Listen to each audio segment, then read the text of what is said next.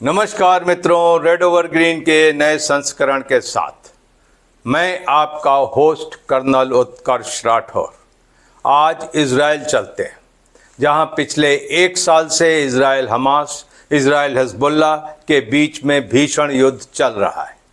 आमतौर से हमारी धारणा है कि इजरायली डिफेंस फोर्सेस या आईडीएफ हमास और हिजबुल्लाह के मुकाबले में एक मजबूत सेना है और इस युद्ध में उसका पड़ला भारी है। कुछ हद तक ये बात सही भी है, लेकिन पूरी हद तक ये बात सही नहीं है। क्या आप जानते हैं कि इस युद्ध में अभी तक इजराइल डिफेंस फोर्सेस ने अपने 804 सोल्जर्स, ऑफिसर्स, रिजर्विस्ट और सिक्योरिटी ऑफिसर्स को खोया है। 7 अक्टूबर 2023 को जब हमास ने गाजा पट्टी से इजराइल पर आक्रमण किया और कुछ ही घंटों में उन्होंने 1200 लोगों को मार डाला, तो आईडीएफ ने उस आक्रमण में 304 सोल्जर्स को गंवाया।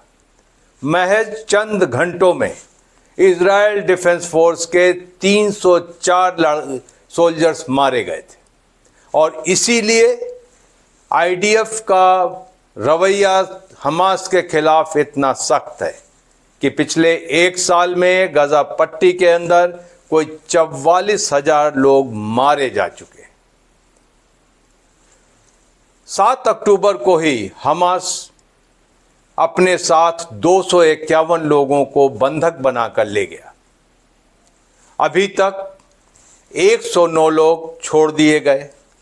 8 लोगों को आईडीएफ ने स्पेशल ऑपरेशन से छुड़वा लिया। कोई 38 होस्टेजेस हमास ने मार डाले और 101 होस्टेजेस आज भी हमास के पास बताए जाते हैं। होस्टेजेस का इशू इजराइल में और वहाँ की पॉलिटिक्स में एक मेजर इशू हो गया है और बेंजामिन नेतन्याहू के लिए एक सरदर्द भी। यहाँ तक कि अभी रिसेंटली बेंजामिन नेतन्याहू ने घोषणा की कि कोई भी फ़लस्तीनी होस्टेजेस के बारे में अगर उन्हें सूचना देता है तो हर होस्टेज के एवज में उसे $5 मिलियन दिए जाएंगे। आमतौर से हम ये समझते हैं कि गाजा पट्टी में ही लड़ाई चल रही है, वेस्ट बैंक में छुटपुट पुलिस एक्शन चल रहा है। ऐसी बात नहीं है। वेस्ट बैंक में भी इजराइल डिफेंस फोर्सेस ने अपने 13 सोल्जर्स को गंवा दिया।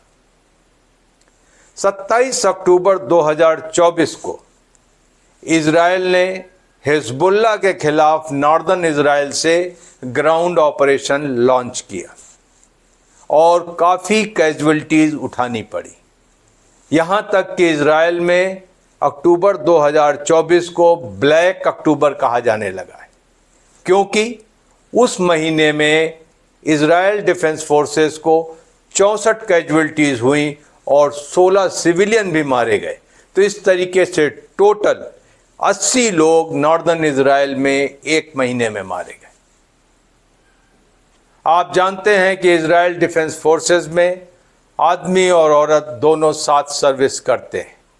18 सितंबर 2024 को स्टाफ सार्जेंट अगम नैम पहली इजरायली महिला बनी जिन्हें युद्ध भूमि में वीरगति प्राप्त हुई।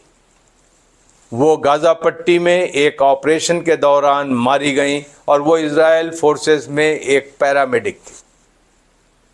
इसीलिए कहा जाता है कि अपने दुश्मन को कमतर नहीं आंकना चाहिए।